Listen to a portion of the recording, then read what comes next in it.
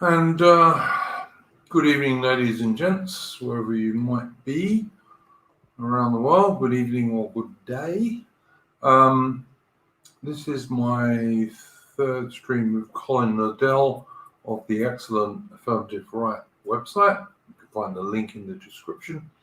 But before we start, I just wanted to play us something I thought would be interesting.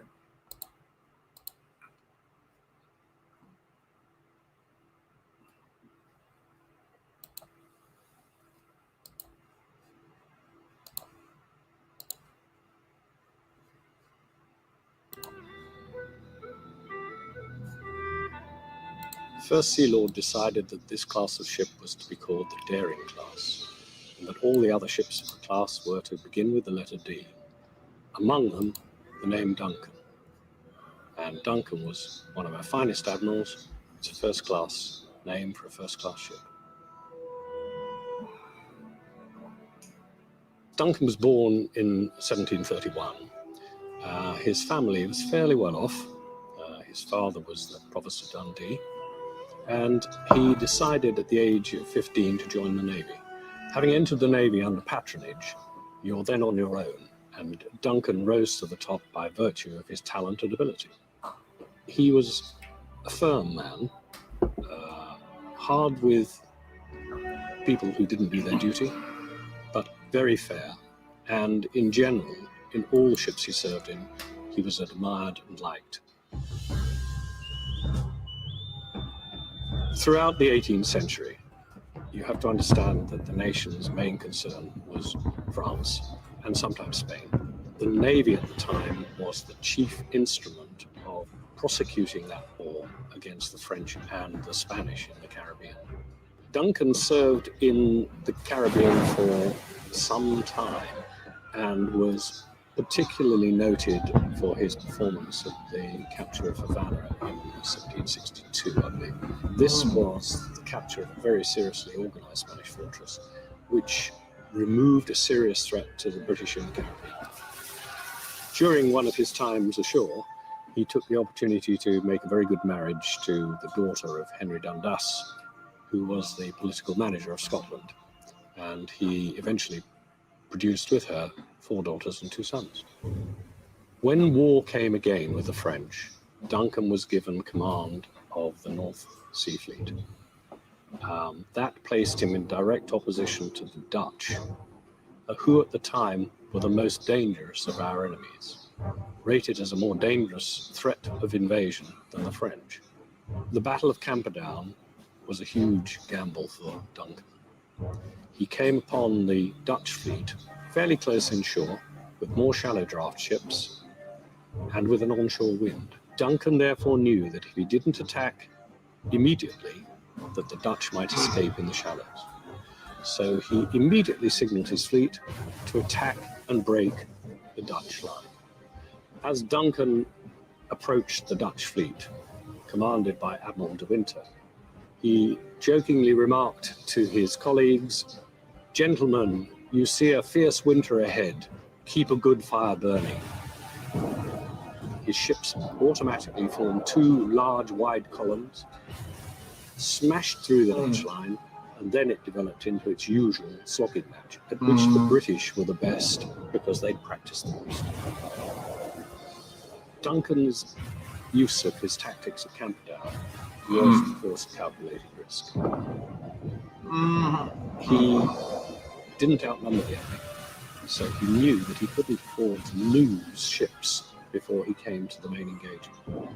But he believed, rightly, qualities, his sailing qualities and his fighting qualities of his ships and his men were good enough to overcome even the Dutch. And as it happens, they were. Duncan's victory at Camperdown removes the Dutch as a threat of invasion and also as a possible opponent at sea. Duncan is rewarded after the battle by a grateful nation. He receives a viscountcy, subsequently upgraded to an earldom for his son, and a substantial pension, which would equate to £300,000 or £400,000 a year in today's money. He also received many gifts, including a very large gold medal. He had one more command and then retired and died in 1804. So he died only 7 years after the Battle of Camperdown. Duncan was highly respected by his contemporaries. It's reputed that Nelson kept a miniature of Duncan in his cabin in Victory, and after the Battle of Camperdown, Nelson wrote to him and said that for his victory, Duncan would always be remembered by the Navy. Pretty good tribute from an admiral like Nelson. The name Duncan for a Type 45 is a great name for a capital ship. It commemorates one of our greatest admirals, and the people that wear the cap ribbon HMS Duncan should wear it with great pride.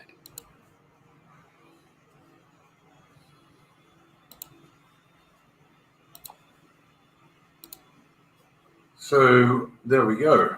The story of HMS Duncan and Admiral Duncan, who is a Scottish admiral who is hardly remembered today in the UK, and yet he won one of the hardest battles in the Napoleonic War against the Dutch Navy. And the Dutch sailors were just as brave as the British sailors, possibly not quite so well trained, but they were just as brave. And they were certainly generally tougher opponents than the French and the Spanish. And as the chap said in the short video that I just played, even Nelson was an admirer of the Scottish Admiral Duncan. Good evening, Colin. Hello, Iron Duke. How are you? I'm very well, mate. I was just playing a little video about Admiral Duncan, the Scottish admiral who defeated the Dutch in the Napoleonic Wars, who I'm sure you've heard of. Oh yeah. One of the big victories of the the Royal Navy. Absolutely right. But as I was just saying, like, everyone has heard of Nelson these days, but very few people, I think, have heard of Admiral Duncan, even though there is a HMS Duncan in the Royal Navy to this day. Yeah, I think the Scottish sailor that most people know about would be Admiral Cochrane. Yeah, absolutely, yeah. He's obviously quite a character with his very varied career and his sort of mercenary activities in South America as well. Yeah, Cochrane was an extraordinary guy. He was also the main bloke, not the total, but the main bloke that Patrick O'Brien based Jack Aubrey on from the Aubrey Maturin novels, you know, Master and Commander and all that. Yeah, and he's obviously a very kind of rebellious character, and he didn't always see eye to eye with the establishment. And a lot of his talents were probably wasted, I guess, just, you know, to a large degree. But, it's quite interesting though that in the 1840s, when Cochrane was a very old chap, you can find photographs of Admiral Cochrane in the 1840s, by the way. It was Queen Victoria who insisted that the Royal Navy reinstate him as an admiral. Yeah, I guess she had good advisors around her, you know. Yeah. And they obviously owed him something. But yeah, he's actually he was also a member of the nobility, so that probably helped. I should think too, you know. Yeah, it's a bit sad that he was a Whig, but apart from that, I agree. Well, he'd probably have to be a Whig, being from the sort of Scottish upper classes at the time, which were quite Whiggy. Yeah, probably so. Okay, Colin, let's not waste too much time. Let's get into some of this stuff. Time talking about the Royal Navy is not really a waste of time, but absolutely let's not. Bring it more up to date stuff. Probably that's what the audience wants to hear about, like Gay Pride Month, for example. Yeah, I don't think the Royal Navy's got much to do with that, thank God, at the moment. But I don't think the Royal Navy's got very much to do with that at the moment, thank God. Yeah, there's often a meme put around that there's a lot of homosexuality or sodomy in the Navy, and this is the sort of thing you hear about with prisons or you know, public schools, anywhere where a lot of males are kind of confined for prolonged periods. But I don't think there's really that much homosexuality in the Royal Navy to, you know. Well, my son's serving in the Royal Navy, and he certainly never told me about anything to do with that. And I think if he'd have seen anything about that, I think he probably would have said so. I do remember that when the Royal Navy first started sending women to sea, the main people who objected to that were Royal Navy wives, and I can kind of understand that one. Oh yeah, something's bound to happen on those long voyages, especially as we're the British Navy is attempting to project power into the Pacific again. Well, I don't know if you saw it, Colin. Did you see the Royal Navy flagship HMS Queen Elizabeth? Obviously named after the original Queen Elizabeth of the Spanish Armada times, not our current Queen. HMS Queen Elizabeth, the flagship of the Royal Navy, recently met up with the Charles de Gaulle, which is the flagship of the French Navy. Did you see the photographs of that? No, I didn't see that anywhere. It's not really a big news item in Japan somehow. Okay, well, I guess it will become more so as Queen Elizabeth gets closer to the South China Sea, because Queen Elizabeth, which is like about twice the size of the Charles de Gaulle, is going to be leading a Royal Navy task group through the Mediterranean, the Gulf of Arabia, the Red Sea, the Indian Ocean, and then through the South China Sea and into the Pacific Ocean. So I suspect at some stage or another, the Japanese media will take some notice of it. So there we go. Yeah, it's disturbing in a way, because I mean, Britain only does things like that if the Americans tell us to. So maybe the Americans want us to be the fall guy in starting a war with China. My son's going to be on HMS Queen Elizabeth, so I hope not. But on the other hand, I am utterly convinced that there is going to be a basically naval and air war with China over the next 10 years. So we'll see. I've often heard you say that, and utterly convinced of it. I'm still skeptical, because I think the Chinese are quite crafty, and they like to, as long as they can increase their power without taking serious risks, that's what they'll continue to do. And but take a lot of pressure from somebody in America, like Trump, for example, but he's no longer there, or somebody else to push them into that kind of situation where it's like if they can't get what they want in a less risky way, then they might consider doing something in a more risky way. A bit like Japan. Japan was quite happy to expand its power as long as it could do that without coming across British or American interests. But when it felt it had no real path forward, then it sort of lunged out. So I don't think the West is in a position to put China into a situation where it feels it's forced to lunge out. I listen. My thinking on this, Colin, is that Winnie the Pooh, the current Chinese leader, he has said he is going to, in inverted commas, take back Taiwan. Like, Taiwan's never really been part of China, but he said he's going to reunite it with China for the Chinese Communist Party, and I think that's going to be the thing that tips it off, to be honest with you. Oh yeah, I mean, they definitely want to get their hands on Taiwan, but I don't really think they'll launch an invasion or do something that's going to risk starting a war until they're really, really ready, or until they're pretty sure America's just going to sit on its side of the Pacific and leave the Taiwanese to their fate. Yeah. And there's no real strong leadership opposing China. I mean, Joe Biden. Okay, actually, in some ways, Joe Biden, he actually did what a lot of people didn't expect him to do. He's actually added a number of companies to this sanctions list, for example. Mm-hmm. But he's never really going to do anything really hard-nosed against the Chinese. And I mean, the Americans couldn't even get a war together against the Syrians. They couldn't even get a war together against the Iranians. They were too chicken shit to start a war with the North Koreans.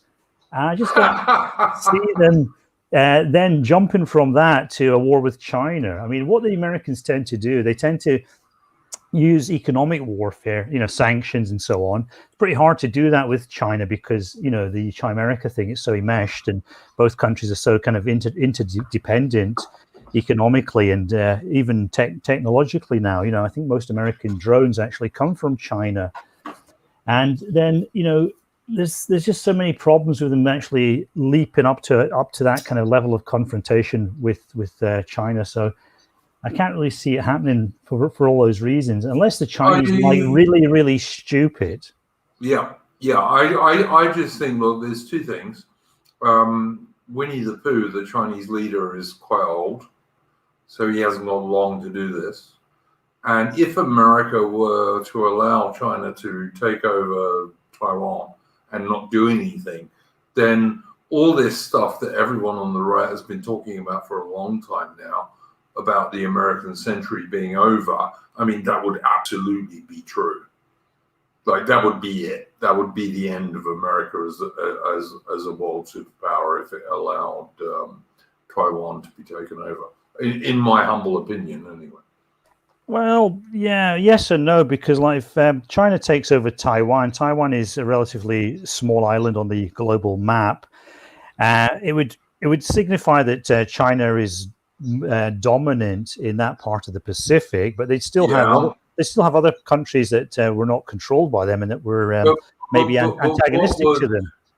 But what would the message be if America allowed Taiwan to be invaded and taken over by China? What would the message be to countries like Japan and like Australia, for example? Like, I'm partially agreeing with you. I think part of the reason that the Royal Navy Task Force is going to go through the South China Sea is actually to give a big two fingers up to the Chinese and say, well, look, guys, it's not just the Americans, or the Japanese, or the Taiwanese, or the other nations in that country. I think that's part of the reason that's going to happen. And I don't even think it's necessarily bad, although obviously I don't want my son to get into war. But I think, like, if we're going to have a naval air war with China, as the Western nations, we need to do it in the next 10 years, because if we wait much longer than that, we won't necessarily win it. Yeah, or just sit on the sidelines and wait for China to get involved in a fight with somebody else, which is, Russia, for example. What Britain has traditionally been quite smart at, until the 20th century came along, Yeah, I mean, the thing about the Americans is they don't fight their own wars, and they tend to look for proxies. And we've seen that in almost everything they've done in recent years. And I don't really like the idea of Britain sort of taking up that mantle, And I'm happy enough for Britain to fight alongside Australia, for example, because that's our cousins. And Australia, certainly at the moment, and I live in Australia, certainly at the moment, Australia feels rather threatened by China. Yeah, but they're economically threatened. They're they have in the past. I think there's some resistance to this now, but they've allowed the Chinese to kind of economically semi-colonize them, I guess. And yep. And I think there's people are starting to be a bit more aware of that, and maybe the Americans are pushing them as well. Because I see that America likes to. It doesn't really like to. It's not a real leader country anymore, but it likes to kind of not under Biden, that's for sure. Well, just not even under Trump and the previous few presidents. They like to push other people into these battles and benefit from them, and that makes sense, because why should America really stick its neck out when it's got a perfect geopolitical position? It's got a whole continent to itself. It kind of dominates the continent to the south of North America as well. It's got two vast oceans, which make it practically invulnerable. And the rest of the world, you have all these major powers quite high-level powers all crowded together on the Eurasian landmass who are ready to cut each other's throats. And so the Americans, if they just have a modicum of sense, they can really maintain their power at quite a high level for the foreseeable next few centuries. Yeah, I'm not sure. I don't think America's going to last for the next few centuries, but the next 100 years or so, yeah, she could, if she was sensible. But I don't think she's very sensible these days. Yeah, well, a lot of things we see in America simply don't make sense at the moment. But on a long enough timeline, they might actually have some sort of functionality. We don't really know right now. From our point of view, it looks like America's fallen apart in certain ways, but it's probably going to change into some sort of weird country that we can't even properly envisage at the moment. Yeah, I think that's fair enough. Look, I've got a few questions I wanted to ask you, Colin, and I know from us briefly speaking beforehand that you'd like to kind of take these things to a more meta level. So I'm going to ask you like a few questions about some of this stuff. And the first one I'm going to talk about is Gay Pride Month. Now, Gay Pride Month is kind of stuffed down everyone's throat, certainly in the Anglosphere and generally speaking in the West. What do you think about that? Well, I think it's a very interesting use of words, gay pride.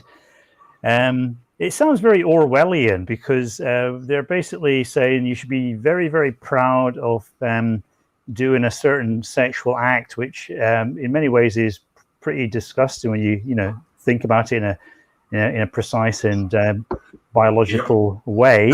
Yes, indeed.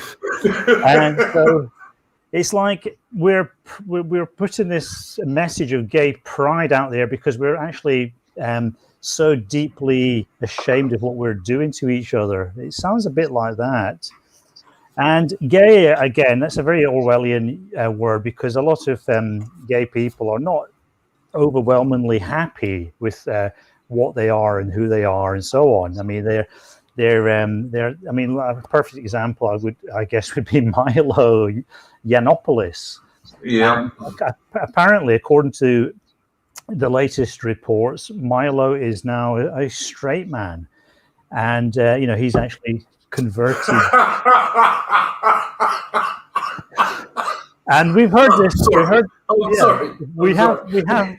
This is not as novel as it sounds. Of course, we have heard the same narrative with people like Millennial Woes, who's he's making strenuous efforts to demonstrate his new sexual orientation. I'll be honest, I didn't know about Millennial Woes for a long time. I used to like Millennial Woes. I didn't know about this stuff that he came out with in his early days when he was at art college, and he was apparently like, gay. I don't know, man. No, I didn't know about it. It's a puzzle to me how these people go through this stuff. Yeah, I didn't know about it either because the trouble is a lot of these young guys today, they all look a bit gay, so it's kind of hard to know which ones are the real gays. They often sound a bit gay, it has to be said, but yeah, I think there's a bit of a lack of testosterone going around these days. But yeah, for sure. I don't know, man. I just think, like, why are we promoting, we as in we in the West and in the Anglosphere and in Britain, promoting gay stuff? I mean, to be honest, I do not care what people do in their own home behind closed doors. If they're gay, fine, go and do it. But gay pride parades where you have kids being able to watch all this crap going down the street, that's bullshit. I'm sorry, it just is. Well, it's definitely hard to figure out a rational explanation for why it's happening. I mean, there could be several things that make it happen. One thing that sometimes has been mentioned is that it's kind of like a fake issue, and people it's an issue which people can't ignore because it's something that it's very, very difficult to ignore this kind of blatant homosexuality. Even if you want to ignore it, it just sort of forces itself on your attention. And therefore, it's very, very useful as a distraction from other issues. And so, if we didn't have this issue about LGBT this and that, then people's political attention would focus on other things, and that might be a problem for certain groups that are benefiting from the status quo and so on. Also, I think it sort of also grows out of feminism to some degree, because once you change the sort of sexual gender dynamics in a society, that also creates certain toxic forces, and that can feed into this LGBT sexual identity thing, and people identifying as this, that, and the other, and changing their fucking pronouns and whatever. And so, that I think it very largely stems out of the change in gender roles that we've seen in Western societies, and that can be more directly linked back to economic factors, like doubling the workforce by getting women into the workforce and things like that. And so, all these things are interconnected. Colin, what do you think about the slippery slope argument, whereby, like, if we make gay marriage okay, which we have, which I have never agreed with, that kind of leads on to transvestite story hour for very small toddlers, and that in turn leads on to 7-year-old so-called trans kids dancing in gay bars, and that in turn, if the left have their way, is going to lead on to making pedophilia legal. What do you think about that? Yeah, you can see how that would happen, but once you start getting towards pedophilia, then you start to come up against a lot more opposition. I mean, this was tried before. If you go back to the 1960s and the early 70s, there was NAMBLA and all that. Yeah, there was NAMBLA, but there were also the BBC was they had a lot of pedoing going on at the BBC. Yes, they get these young girls into Top of the Pops, and I'm sure a lot of these 30 and 14-year-old girls ended up being shagged by popular DJs and so on. So there was a push earlier, and that then ran into opposition, and you had this kind of there was a kind of period, I think, in the 80s when there was a kind of pedo hysteria about care homes and things like that. And maybe it wasn't entirely hysteria. Maybe there was actually some fire underneath all that smoke. And so, this seems to be one of the hard lines that it's very difficult for them to pass beyond. So you can push things so far in that direction, but then after a while it becomes very, very overextended, and people start pushing back. So the only thing I'd say to that is I've seen this legislation recently in the USA, but also in New Zealand, which almost allows people to abort babies on the day they're due to be born. And I just think, that's another step on this slippery slope. Yeah, I mean, it's the thing is that there's no clear border. I mean, because okay, you can say like killing a baby one day before it's born is basically, baby murder. But then what about 2 days before? That's it's still baby murder, but it's slightly, ever so slightly not as bad. And then, there's this kind of gradation, and you've got to have somebody come along and draw a line, and a society has to stick to that line. And we haven't been able to successfully do that. And so we're constantly kind of arguing about these issues all the time, and it never actually settles down or goes anywhere. And the end result is that we're all very distracted by these issues.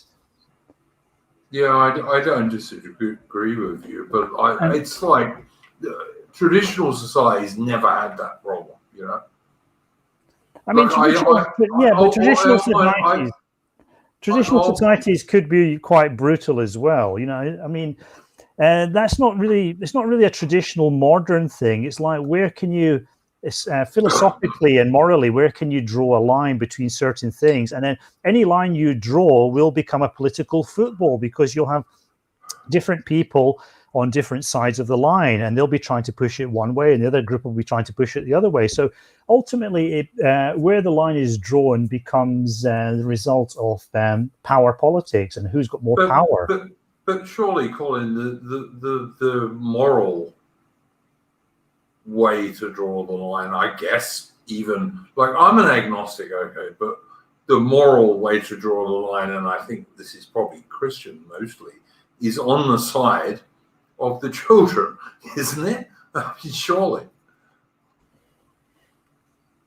Yeah, you'd think that, and that seems kind of, to most people, that has a strong appeal. But then, that sounds like you're going to totally ban abortion, though. I mean, listen, I'll tell you, my honest truth is, if I could have my way, which obviously as a tiny guy on the internet is never going to happen, but if I could have my way, I would allow women to have an abortion up to 3 months, but not beyond that, except in very exceptional circumstances. Yeah, I think that's reasonable. Most people would go along with that. Not every pregnancy is wanted. There are accidents. People are not always ready to bring up children. We don't want everybody having children just because they got pregnant. That would cause problems in countries like in multiracial societies, where you have very differential birth rates and so on. You know, so one of the arguments in favor of some degree of abortion is it prevents the lowest classes out producing the higher classes. And you know, if you don't have that, then it increases the dysgenic nature of modern society, because in modern society, don't they still do that anyway? Because like you know, the very lowest people are less likely to have an abortion, I guess. I don't know. Actually, I mean, I'm not in favor of abortion. Well, if they have to pay for it themselves and organize it themselves, then that's true. The least able will have less abortions. But the way it works now is, in America, at least from what I understand, is that there are all these very, very helpful, quotation marks, NGOs and charities that help all these poor, disadvantaged, quotation marks, women to have abortions, with the result that in America, the more kind of typically and iconically disadvantaged groups, you know, dog whistle, have a lot more abortion than the more elite groups. Yeah, fair enough. I don't disagree with that. Okay, next point. Joe Biden recently said, and we've heard this from the CIA, we've heard this from certain portions of the British government, etc., that the biggest threat to Western civilization today is the far right. Now, I assume that we all agree that this is a total joke, but where do you think this comes from, Colin? Well, let's see now. Islamic terrorism in America has pronounced and obvious as it is in Western Europe. Where in Western Europe, we have these very, very large kind of alienated Muslim populations in places like the north of England and parts of France and all over, really. In America, they do have a growing Islamic population, especially, you know, ironically, since 9/11. But they still have a very tiny Muslim population. That's not really a big threat in America. In America, there, thanks to white nationalist groups like Black Lives Matter, white racial consciousness. Yep. Thank you. Well, they've done a much better job, really. I have to give full kudos to BLM. They've done a much better job at raising white racial consciousness than the alt-right ever did. But thanks to groups like that, white racial consciousness is becoming much, much more of a thing in America. And there are people who, there are a lot of people on the right, normie Republicans, who are much more racially conscious than they ever were before. But they're not really a threat to the state, are they? Let's be honest. Well, look, in America, technically, everybody's a threat to the state because the country's kind of armed to the eyeballs, isn't it, really? It's not hard to get... Well, relative to Europe, yeah, relative to Europe. But, I mean, like, even so, terrorism right-wing terrorism is infinitesimally small compared to Islamic terrorism, etc. It really is. It's tiny. Well, the Americans, America's a funny country, compared to Europe. For example, in America, there's a lot of sport and, sport fanaticism, but there's very little hooliganism. Whereas in Europe, hooliganism is quite a common thing. We have quite a strong culture of, people beating the shit out of each other because they're wearing the wrong scarf and things like that. And the same thing, America's a very multiracial and divided society, but there's not that much terrorism. Whereas in Europe, the states are working very, very hard. The state security apparatus, the police are working very, very hard, putting a lot of people on lists, monitoring them, spending a fortune on infiltrating all these terrorist groups and arresting people. So, you would think there would be more terrorism in America in the same way that you would think there would be more, sport and hooliganism. But strangely, the Americans seem to be very poor at doing both of these things. Okay, the thing I just put on the chat here from Jobu. Duke, why does the low tactics displayed by the English during the Bodyline series, this was in the 1930s, by the way, illustrate the character of British so well? Well, I would only say to that, Jobu, Lillian Thompson. That's the only thing I would say to that. And I think that probably answers your question. And Jobu is a friend of mine, by the way. So anyway. It was the English, wasn't it? Yeah. Well, he switches between English and British without any consciousness of it, it seems. Well, I do that all the time, but that's because I've got Scottish, Irish, and Welsh bits, as well as I'm an Englishman. Someone asks me, "Who are you?" I say I'm an Englishman. I live in Australia, but I have Scottish, Irish, and Welsh bits too. So I feel quite similar, except when it comes to cricket, which still seems quite an odd and alien thing to me. Yeah, but you're Scottish, so you probably like golf. But my grandfather used to play cricket anyway, so there is some cricketing tradition in the family. But... Yeah, and hang on, there was a Scottish English cricket captain in the 80s, I think. I'm pretty sure there was.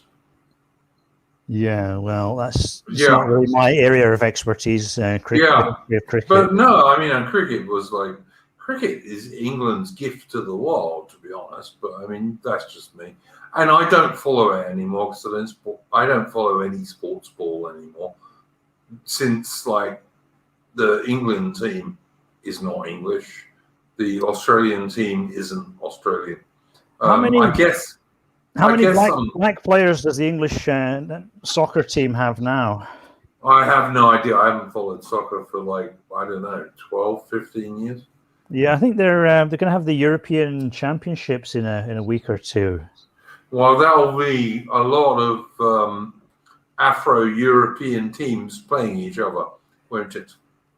Yeah, and it'll be a question of which teams are going to take the knee in for how long and so on. Blah blah blah. I couldn't give a shit, Colin. Honest, I would not care. Best just to tune out if you can. Absolutely right. Let's look at something else. Hang on. This is something I wanted to ask you about. A UK bloke from Maidenhead was recently given 5 years in prison for having 3 books you can legally download from Google. Sorry, from Amazon, I beg your pardon. And all right, he was a bit of an Austrian painter fan and all this kind of stuff, but he still ended up getting 5 years in prison for doing nothing wrong, really. Where the fuck does that come from? Yeah, this is this guy called Brock, isn't it? Yeah. I think he was defended by somebody called Edward Butler, which sounds remarkably like Eddie Butler of the For Britain party. So I'm not really sure what's going on there, but yeah, it sounds like it was a kind of accumulation of evidence against him.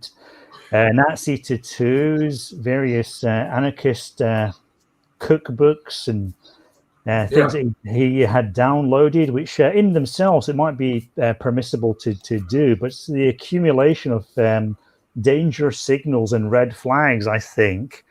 So the British legal system, there's a certain fuzzy element to it. It's not a very precise instrument, and so I think I'm not really sure what was the actual literal charge that he was sent to prison. It was a weirdo charge. You've got to look up Crime Bodge.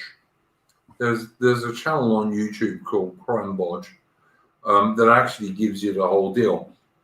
But basically, he didn't do anything.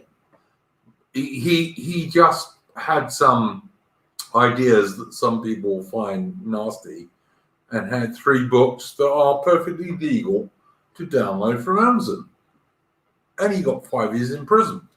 Which was longer than Islamic hate preachers get.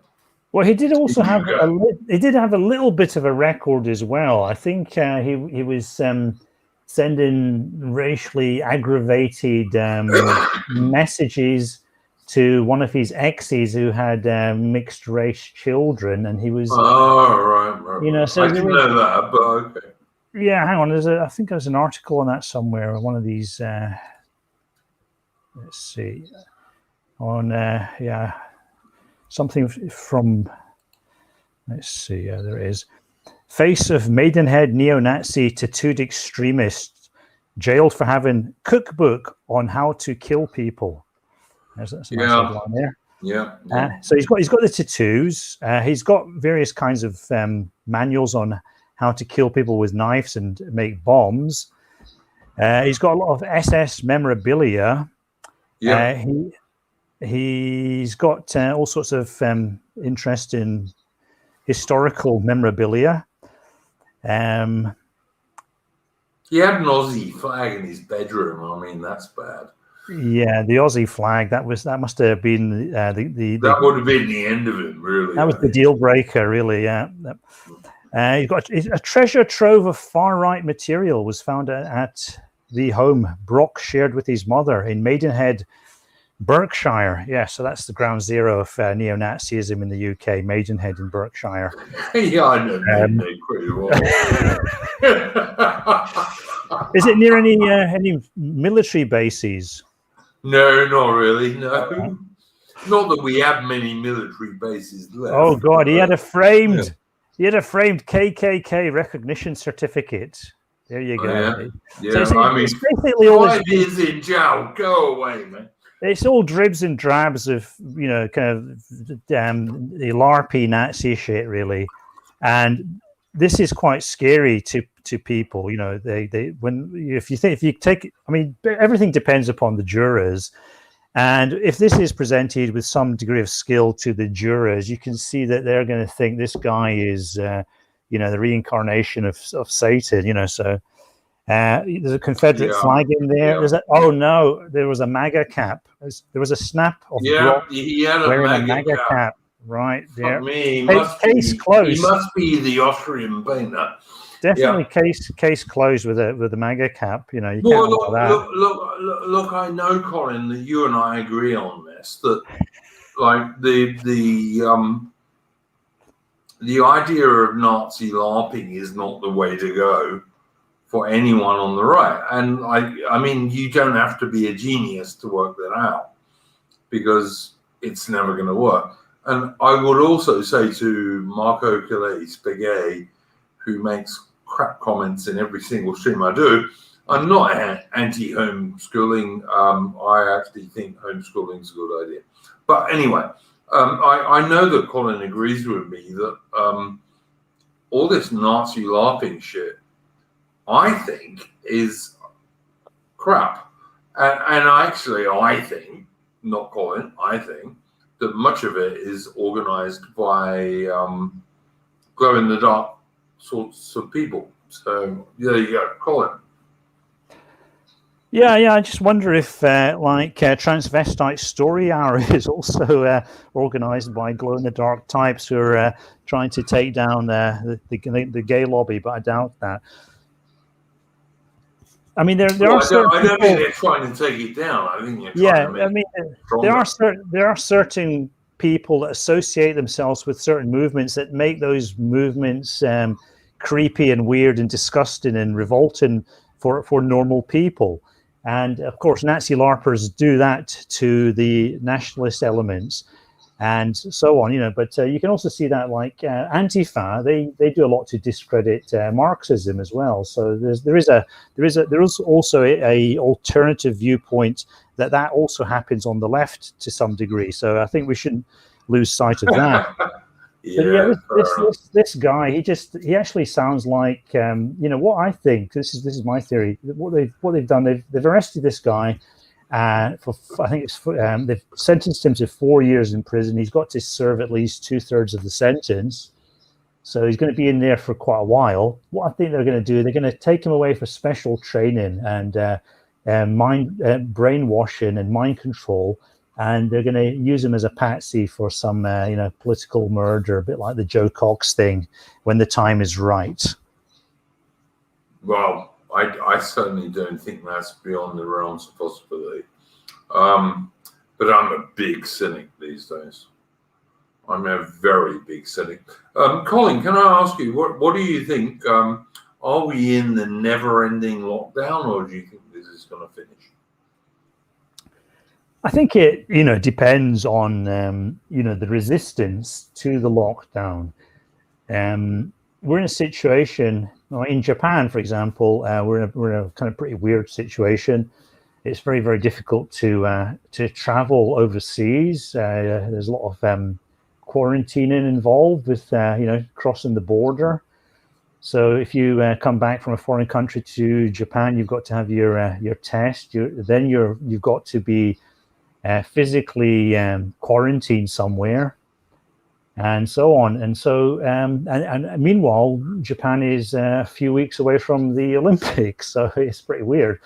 And Japan is also one of the countries that has a very low vaccination rate. Surprisingly, you think that Japan would be a very modern and efficient country regarding medical matters like this, but the Japanese, so far, it's like only a very, very tiny percentage of people have been vaccinated. And meanwhile, I think in Britain, the vast majority of people have been vaccinated. And the same is true in America. Yeah, in Victoria, where I live, it's very low. Mm-hmm. The number of people who've been vaccinated with their hardly tested vaccines.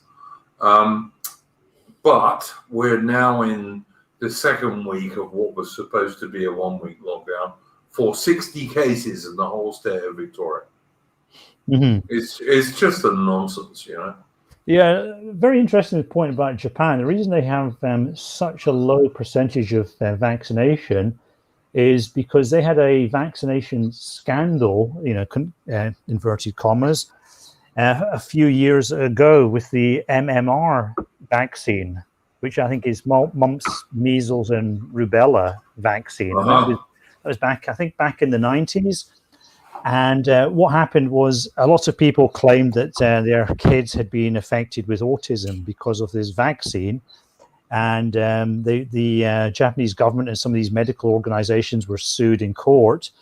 And they ended up, having the case decided against them and paying a lot of compensation, blah, blah, blah. And so since then, the Japanese have been a bit wary about vaccination or developing vaccination. And so medical companies have taken a step back from becoming too, economically committed to vaccination programs. So they've had to rely upon the mainly the Pfizer vaccination from America, and that's why they're so behind. Even a more interesting thing, though, I looked into this case, and I noticed at the time when this scandal was going on, the birth age of Japanese mothers was shooting up. That meant they were having kids at a later and later stage of life. So I kind of suspect that the real reason behind that uptick in autism and so on was because you had these Japanese mothers delay in childbirth, putting it off until their bodies were not quite fit enough, and that led to a increase in autism. And then they kind of found a way to deflect and blame that all on this MMR vaccine instead. So this is the reason why Japan, it's very, very specific reason why Japan is so behind in vaccines right at the time when it's supposedly hosting this great big international event, the Olympics. Yeah, I think the Olympics is finished, isn't it, really? I mean... Well, this is the thing. Not much is going to happen with the Olympics. Yeah, this is the thing about COVID, right? I mean, the alt-right or the dissident right or the nationalist right, we're always against globalism. Globalism was the big enemy.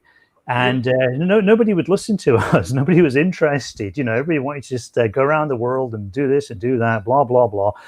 And, the COVID crisis has actually done more in a weird way for anti-globalism than all these so-called metapolitical anti-globalist movements. A bit like Black Lives Matter being a white nationalist group. Well, it's a bit like in Victoria, where I live in Australia. This is the fourth lockdown we've had, was introduced, and it was supposed to be for 7 days, and then it's been extended for 14 days, and I suspect it will get extended again. But it was only extended because we allow people from India to fly in from India. So, there you go. But no one's mentioned that so far that I have been able to find. Yeah. I mean, there are still people crossing borders and so on, but there's a lot less of that than there used to be. It's slowed down the global movement. It hasn't stopped it, but it's definitely slowed it down. And I see you've got a comment from Barn Door. It's a tool the government can pull out willy-nilly now, and that's very true. This is really the real issue. It's the government has overstepped its powers. Nobody really signed off on the government having total power over your day-to-day life. But no one is standing up to them, Colin. That's the problem. Like, almost no one is standing up to them.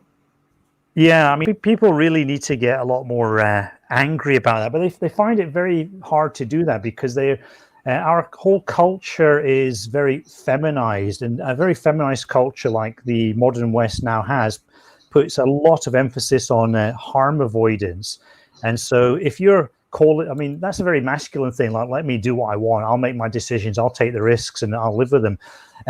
But if you do that in our present culture, you come over as the bad person, because we've allowed our society and our culture to become so feminized and so kind of over focused on harm avoidance. A lot of Karens. A lot of Karens. Yeah, the Karen is the dominant figure in society almost now. Okay, Colin. I'm going to ask you something else here. Like, you've lived in Japan for a fair while, I think.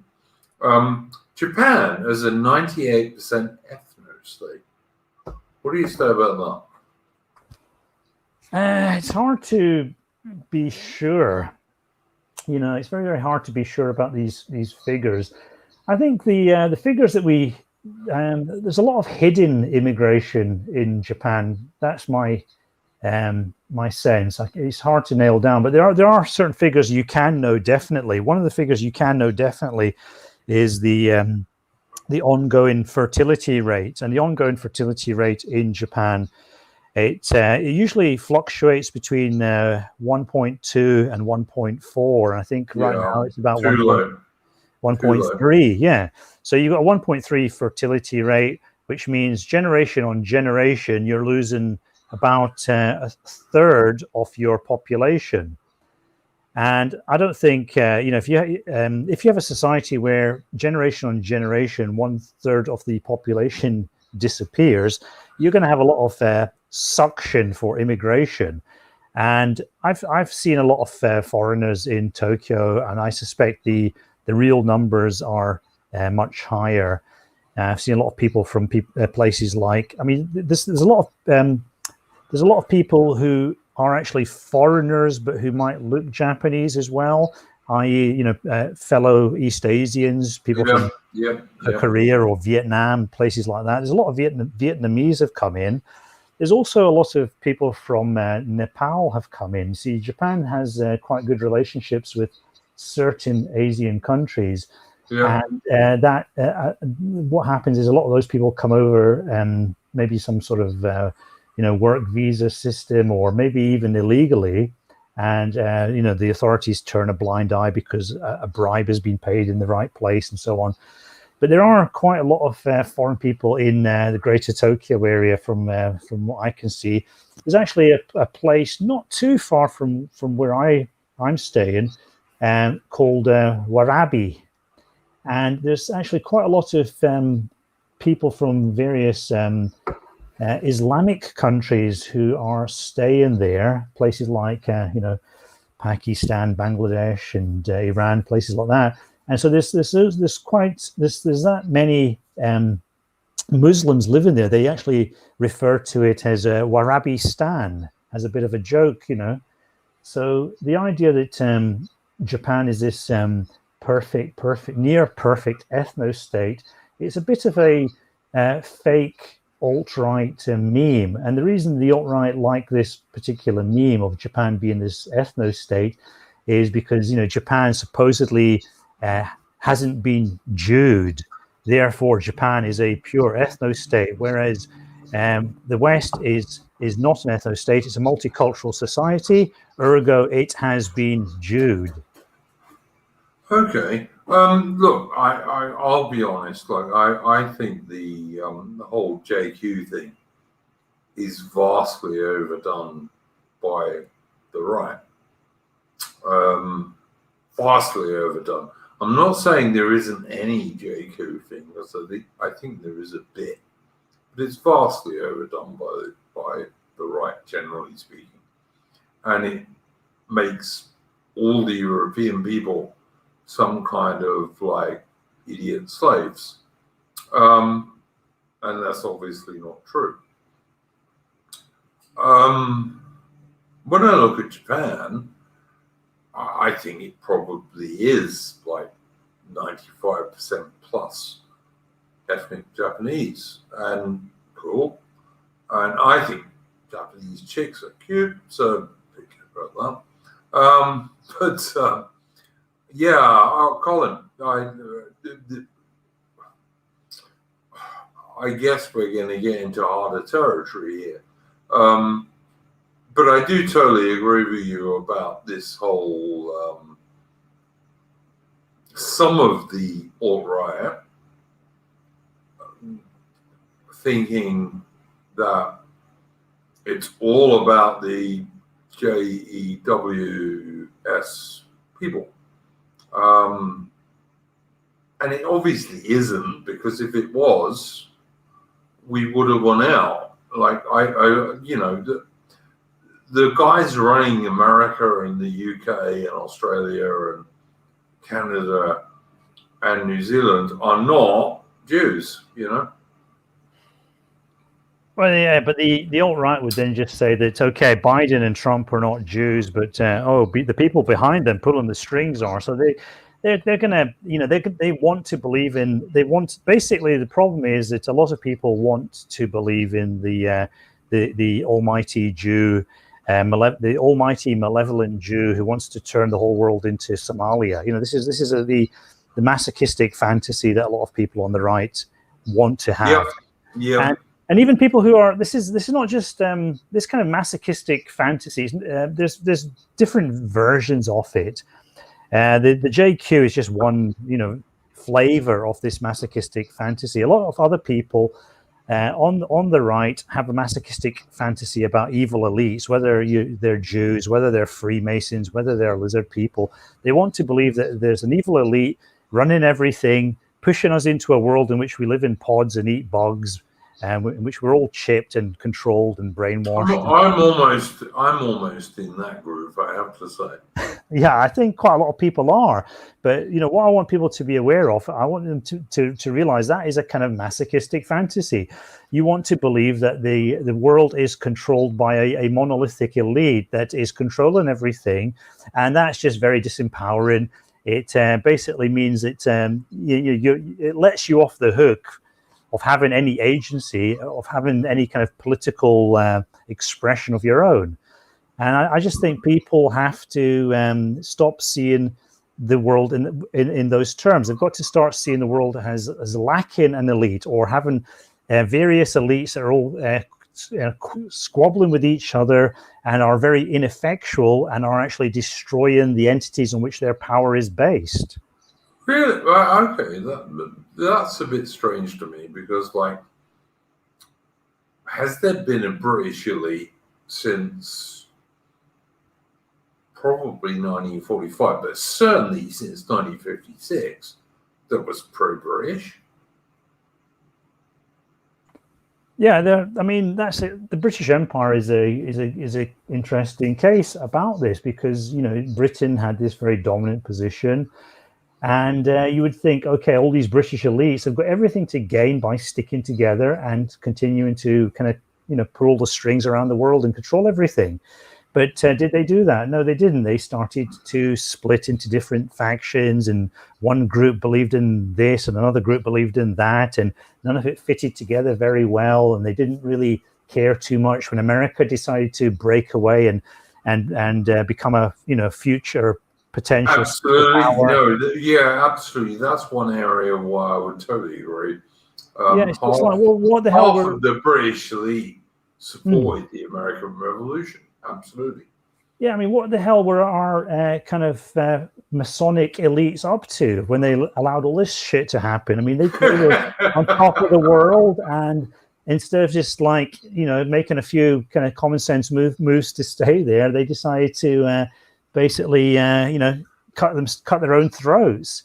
And so this is the thing. Elites is a bit of a myth. Elites there's people who have much more power and influence than you, but they don't all agree with each other. They all hate other members of the elite. A good case is the Japanese empire in the pre-war period. Yeah. That was a very divided country, Japan. You had two groups who were really seeing things in completely different ways, and a lot of it is institutional. Like in the case of Japan, a lot of the fractures in Japanese society in the 1930s was because of the difference between the Navy clan and the Army clan. And the Navy clan and the Army clan, they actually originated from different prefectures in Japan. They tested each other in World War II. Yeah, and so in the 1930s, Japan is up to its knees in blood in China, fighting this war, and the Army is getting all the money. They're getting all the status, and the Navy is pissed off because the Japanese didn't need the Navy to fight against the Chinese, and so the Navy was like, they wanted to have a different expansion strategy, one that would use the Navy. And finally, for various reasons, the Navy faction won out, and instead of the Japanese attacking the Soviet Union, the U.S. oil embargo, I think, was the main reason. Yeah, but that was the U.S. oil embargo happened because the Japanese were pursuing their southern expansion strategy in the first place. The direct trigger for the U.S. Oil embargo was the Japanese occupation of parts of French Indochina. Yeah. You see, and that also kind of suited This was for the people watching this. This was after France had been beaten by Germany. Yeah, it's a little bit complicated. But we have to emphasize some things to make it clear to the listeners. And now you had the army faction. They were all about fighting China. Later on, they were when Germany attacked. And they also wanted to fight Russia. Definitely, yeah. When Germany was attacking Russia, they were keen to get involved in the war and attack Russia from behind.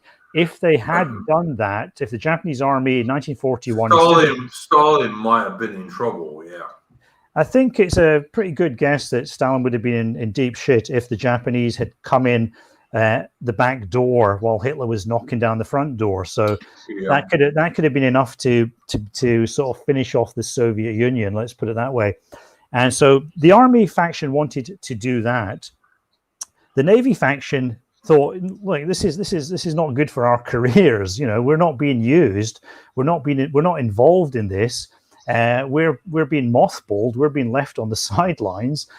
We've got to push things in a direction that favors us much more. So they were much more in favor of going south, taking over, the Dutch East Indies, going up against the British. Colin, I don't disagree with that, but let's also remember that the first British Foreign Alliance in the 20th century was the Anglo-Japanese Naval Alliance, which allowed Japan to beat the shit out of Russia, for example.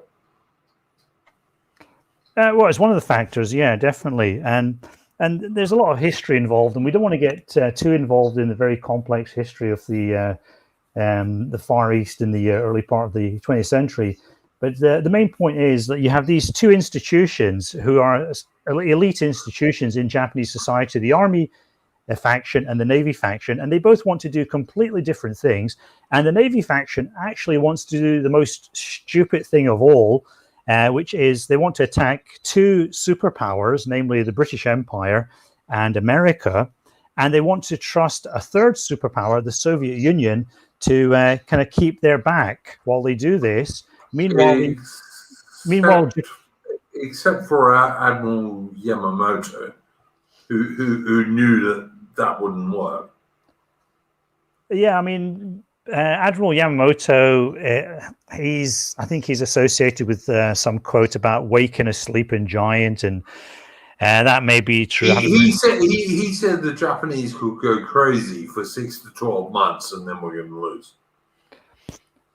Yeah, but the thing is, everybody else in the Japanese Imperial Navy, they didn't want the army to be to get all the glory, to get all the funding, and they wanted to have a war in which they were more involved, even if it. Obviously, we know where it ended up. It ended up in Japan being leveled and occupied and so on. But this just shows you the stupidity of elites and also the factiousness of elites. Elites can be incredibly stupid, and this is just one example from Japan. You could find other examples from America, from the British Empire. I mean, the main point I'm making is not about the minutiae of Japanese history, which is quite interesting anyway. But the main point I'm making is that elites are not coherent, and they don't always follow their own best interests.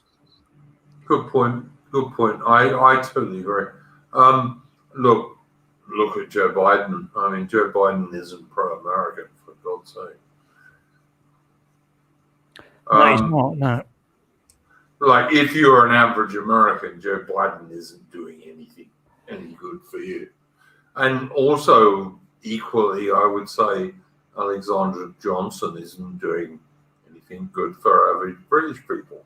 But, that's just me. Well, they're serving the interests of their real constituents.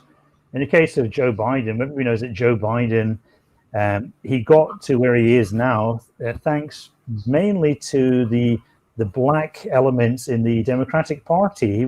He was out of the running. He was lagging behind. All these non-entities were miles ahead of him in the primaries, and Joe went along to the right people who control the bloc vote, the black bloc vote in the Democratic Party, and he cut deals with these people, and he said, I'll give you this, I'll give you that, if you come out and support me in this vital primary that's coming up, and that's what happened.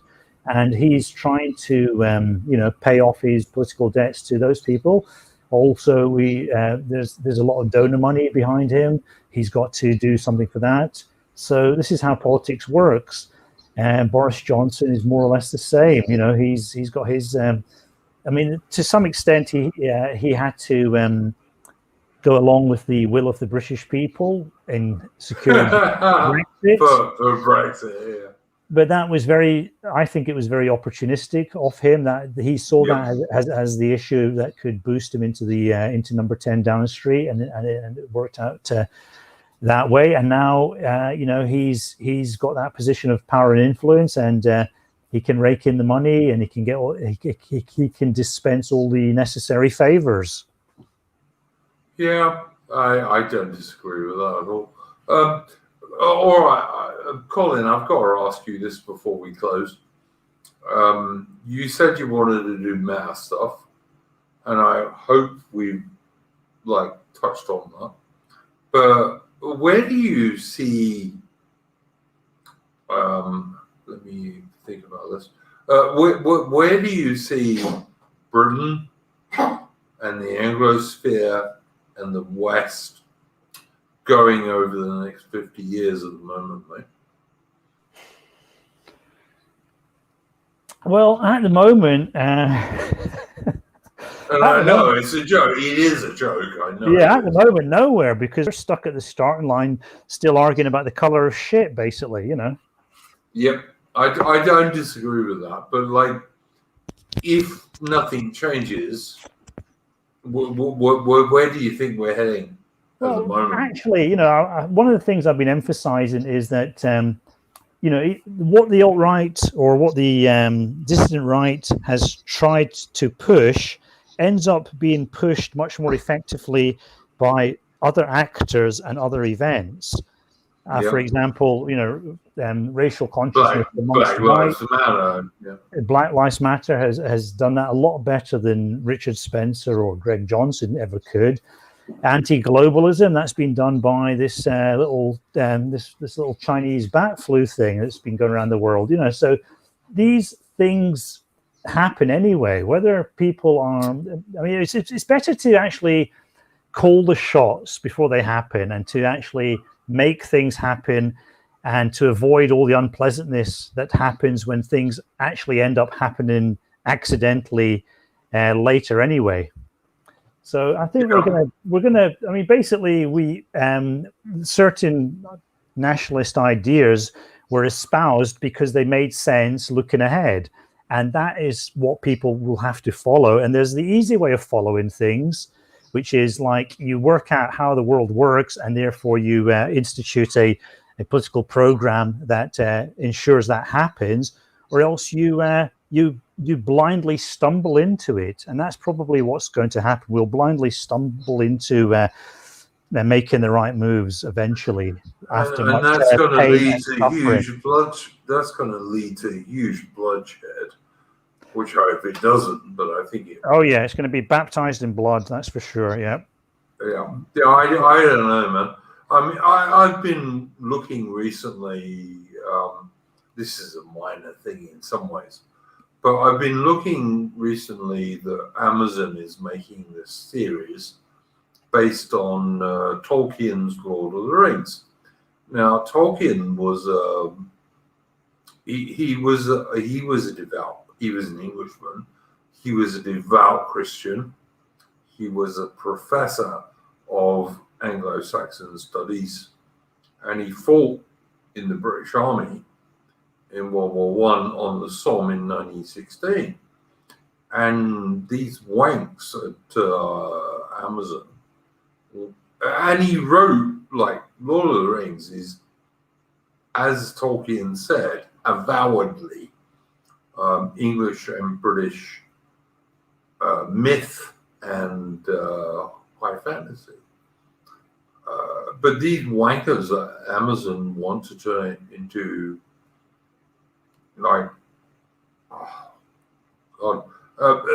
basically diverse, feminist, multiracial bollocks, which is not what you wrote at all. So I don't know. And yeah, as Natam Prime writes in the chat, Tolkien was a Catholic. Yes, he was. But he was an English Catholic. So it sounds like it's going to get the Star Wars treatment, doesn't it? Yeah, pretty much. Even worse, I suspect, but yeah. I don't know. At what stage do all the normies watching, I hate the word normies, but you have to use it. At what stage do all the normies watching this stuff say that like 95.9% of everything coming out of Hollywood today is anti-straight white male? I mean, when do they do that? Well, I don't know. I mean, is Hollywood as significant and influential as it once was? I'm not so sure about that now. Yeah, I think it's dying, and it's being helped in its dying by this nonsense with COVID. But I still think that, like, at some stage or another, most normies are going to watch their TV shows and their movies and what have you, and all of the advertisements, and going to work out, because it's not that hard to work out, that like 99% of them are anti-white straight male. How long is that going to take before everyone sees it and goes, well, this is crap, boys? Well, yeah, I mean, the penny's dropping a long way, isn't it? It still hasn't hit the bottom. But they have to work it out at some stage, surely. I mean, even if they're just watching, Love Island. I think our culture is becoming hollowed out. It's becoming twisted, ironic, cynical. I think if you go back 20, 30, 40, 50 years, culture used to be much more sincere and healthy. Yeah, and I feel everything is just like, there's a fakeness to most culture today. All the music is crap. All these, everything's been done anyway. The other thing is, I think this is probably what's one of the things that's driving it. If you think about popular music, there was the golden period in the 60s and the 70s and the 80s when lots of new ideas could be brought in, and lots of new types of songs could be made were very compelling. And then you kind of ran out of road. Everything that could be done had been done, and then you were like in a kind of cycle of kind of trying to rehash things and make them interesting in some way. And the same thing happens. I think the same thing has happened with movie culture. And to a certain extent with literature. Almost everything's been done that can be done. And so the culture has sort of eaten itself. And the way you try to reboot that is, okay, we had this movie about something in the past. What we'll do is we'll remake it and we'll put black people in the leading roles, and that'll freshen up in some weird way. So you use wokeism as a way to kind of rejig things to make them seem fresh again. And so you have Star Wars, which is a perfectly good, series of space epics. And then you think, okay, we'll do the same thing again, but this time we'll do it, the woke version. We'll have a girl as a leading character. That'll make it look like it's completely different. And it's not. It's the same basic story dynamics, more or less, this brave hero fighting against the forces of darkness, blah, blah, blah.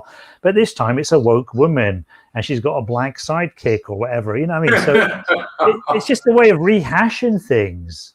It's like, you used to be, Colin, you used to be a music journalist, didn't you?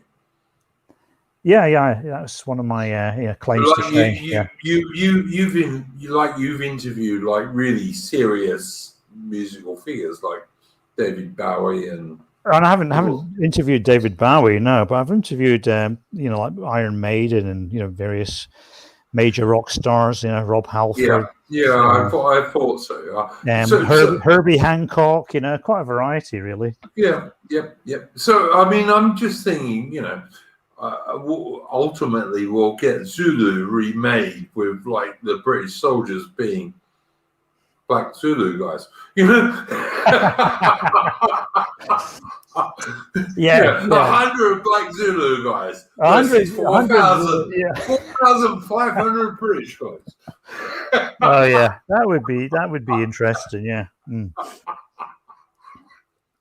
I don't know, man. I don't know where we're going. I wonder who would win, eh?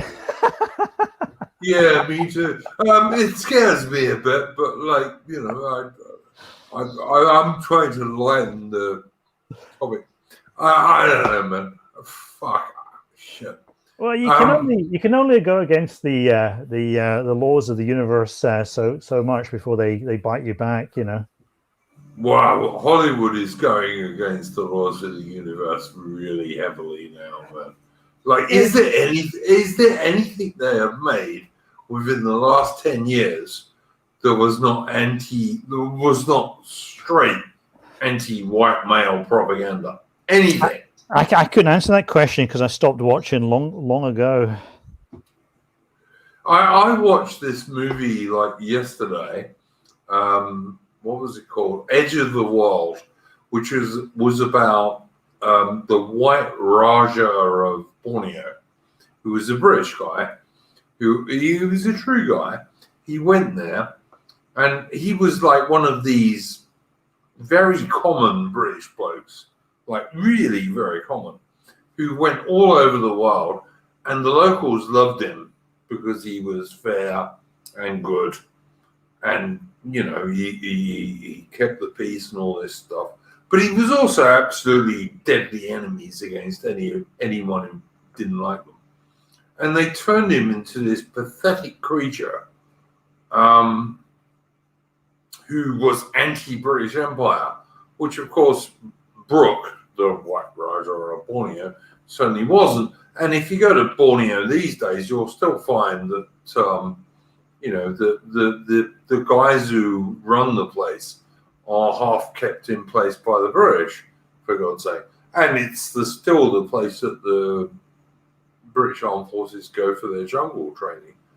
It's just absolute nonsense.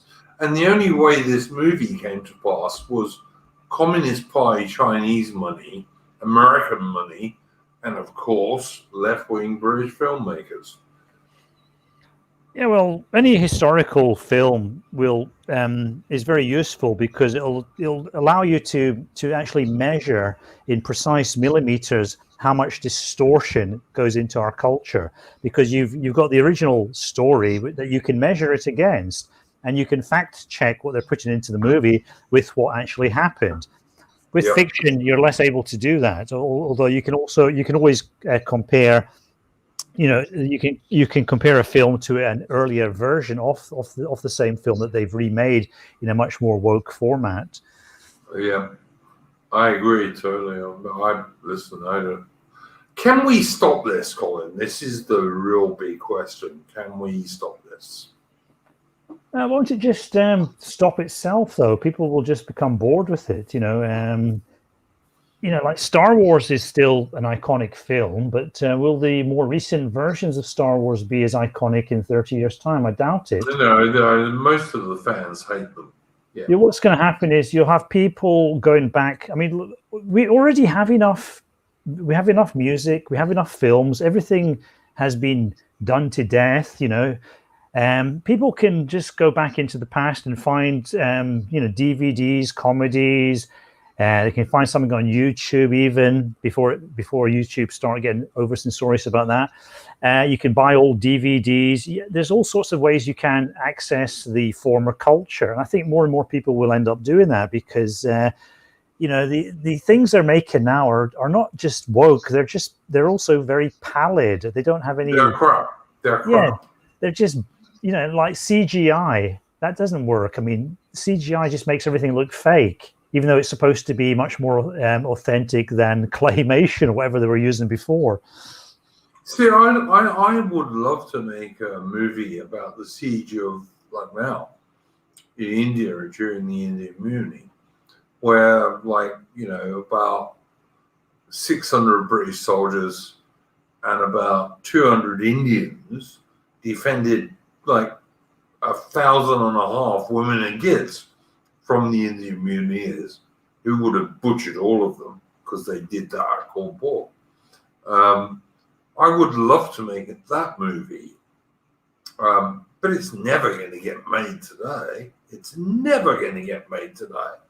No, the way you would make it, it would be regarded as too socially divisive for modern Britain, or the modern West. Even with the several hundred Indian loyal soldiers who helped defended the place. Yeah, you're right, of course. Yeah, and also, the Indians would be saying that what they were trying to do there, i.e. massacre the British and assert their independence, was completely legitimate, and it would be very hard under the present kind of system of morality that we've instituted to argue against that. Yeah, but Colin, as I assume you know, and I'm pretty sure you do, like when the same thing happened at Cawnpore, the guy in charge there tried to get the sepoys, the Indian soldiers, to butcher the surviving British women and children, and they wouldn't. They turned around and said, no, we won't do this. And so what he had to do was to get a load of Muslim butchers to go and do it. I mean, literal Muslim butchers who killed animals. Because the Indian soldiers, even the rebellious Indian soldiers, wouldn't do it. But you can't tell the truth. You can't tell the truth anymore. The thing is, what we're dealing with here is a case of historical asymmetry. On the one side, you've got the British who, whatever their faults, were quite decent and who were very good at doing what they did. They were very good at creating empires and running these formerly backward countries. And there's a lot of very high-class people involved with that.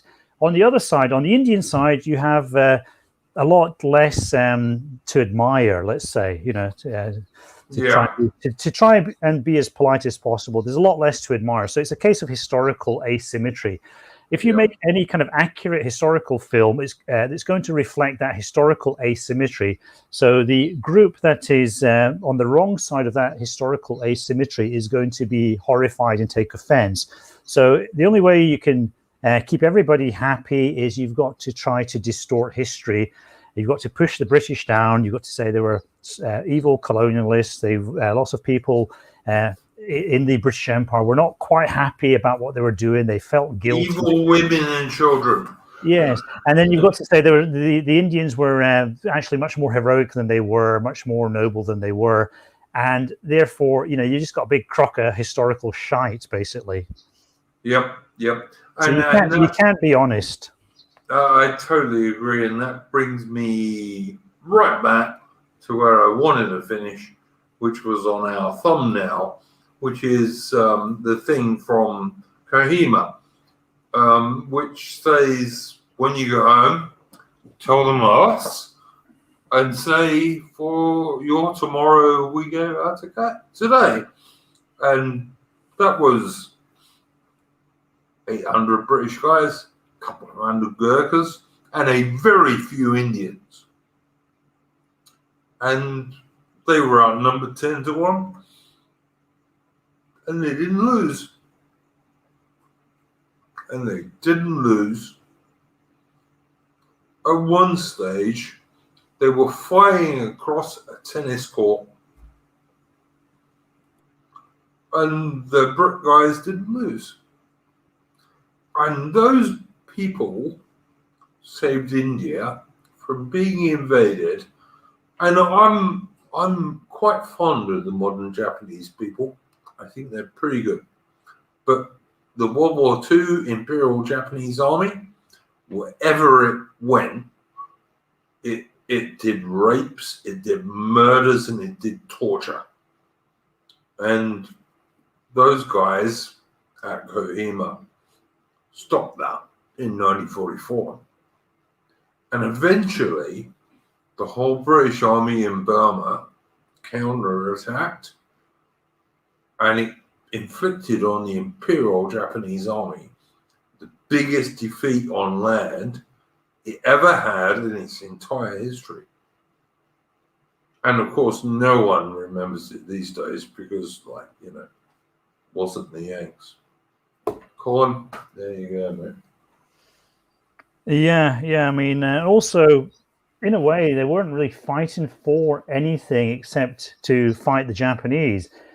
Because a few years later, as you know, we up sticks. 1.5, 2 years later, under Attlee, the socialist British Prime Minister, yes. Exactly, and the British were not welcome. It was Brits go home kind of thing, and there's no real gratitude, of course. But how can you expect them to be grateful?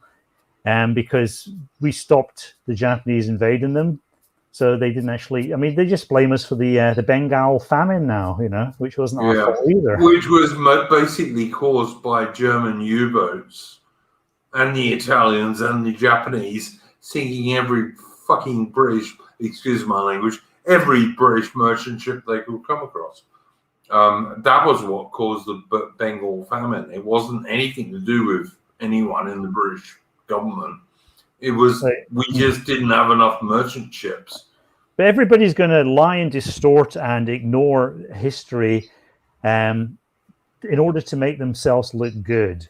And the Japanese definitely don't see things in that sense. They think, oh, actually, we were trying to liberate India from the British, and guess what? We kind of succeeded, which to a certain extent that's actually true. So I mean, I went to the Yasukuni Jinja Museum, and they present a very, very upbeat and interesting view of what Japan was trying to pull off in World War II. And in a way, it's strangely woke as well. Well, I will tell you that the Indians these days try and turn around and say that what everyone in the army in Burma, the British Anglo-Indian Army, which included loads of Indian troops, obviously loads of British and Gurkhas, everyone called them the Indian Traitor Army, which was fighting for the Japanese. And the Indians, rather than the British, the Indians generally just shot them when they captured them. But these days in India, these people are held up as somehow Indian nationalists. So there we go. Yeah, and they used to hang out with Hitler. So the quirks of history, eh? Yeah, exactly right. Exactly right. I mean, I had a tutor, like, because I didn't go to school for like 3 years. I ended up with a private tutor, and this bloke was a British. What's the right word? He was a vicar from the Church of England, but he'd been born in India. And he always he detested Gandhi, for example, because Gandhi was basically like a very middle-class lawyer who was pretending to be a fake fakir, It was just crap, as usual. So there we go. But I think that's probably enough. Colin, anything you want to plug before we go? Oh no, just ask people to visit Affirmative Right. There's plenty to see and read there. Yeah, okay, and you will find the link to Affirmative Right in the description of this video. So yeah, I listen. Also, I'd say if you want to celebrate Gay Pride Month, you could maybe go and visit Countercurrents or check out some of Richard Spencer's old content on Radix. And don't ignore that Catboy, mate. But yeah, Nick Fuentes Catboy, for God's sake. Follow Colin on Twitter because he has no followers, says my mate Sojourner. Okay, fair enough.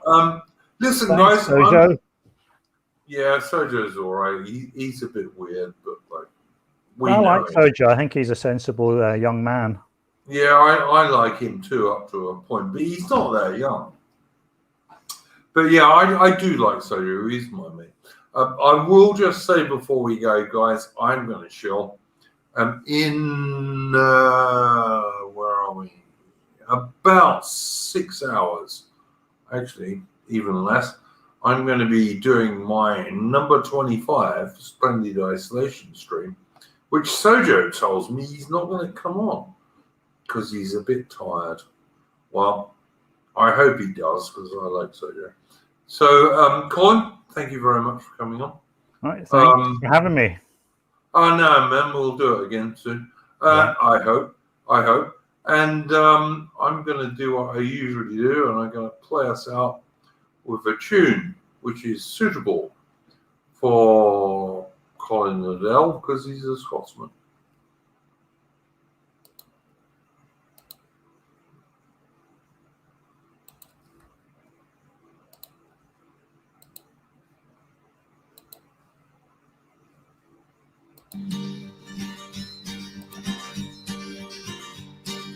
For recruiting surgeons can pray the Black Watch, the markets and their summary, goods for the catch, and all that they listed was 40 and 12. Let's be bonny laddie and come away.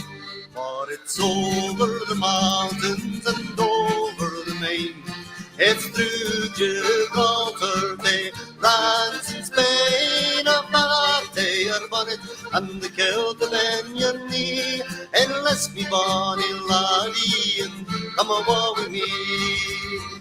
No laddie, you didn't ken the danger that you're in, if your horse is worth the flag, or your house is worth the run. Let's greedy old farmer, wouldn't buy your fee, and let's be bonny laddie and come away with me.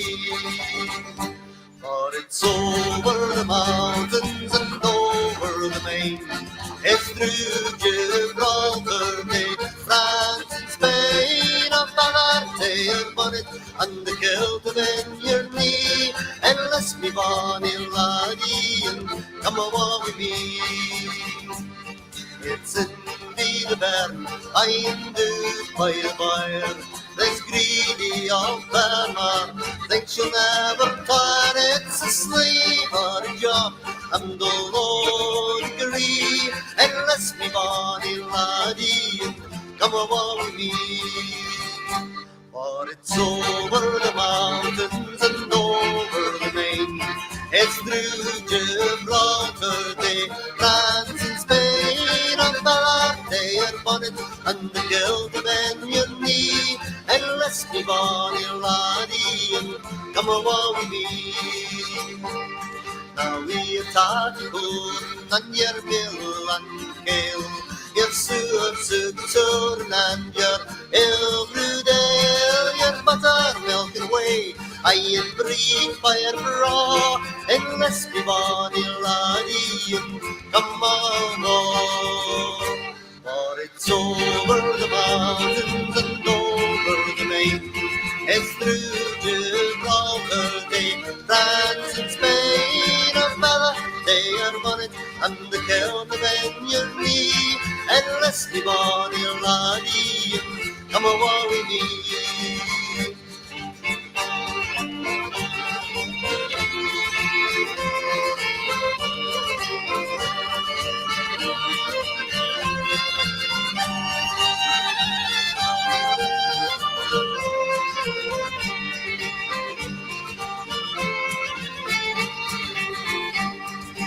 If you got the bed and the sweetheart on the pound, you'll easily get rid of that hillspun yarn, the rattle of the drum, I and the and the door, and let's be bonny laddie and come on home.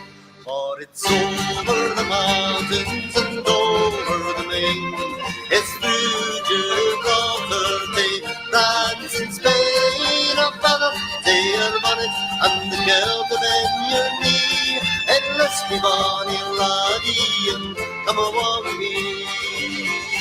For it's over the mountains and over the main, it's through Gibraltar, they France and Spain, their bonnet and the kilt then your knee, and rest the body and body, come a war with me.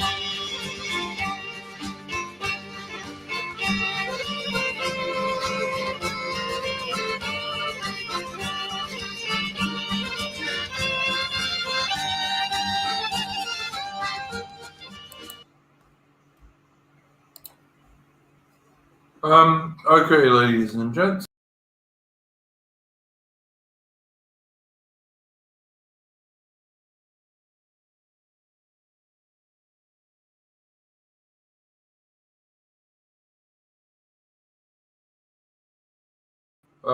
Okay, ladies and gents, thanks for that. And thank you very much for Colin Liddell for joining us this evening. And I will see you in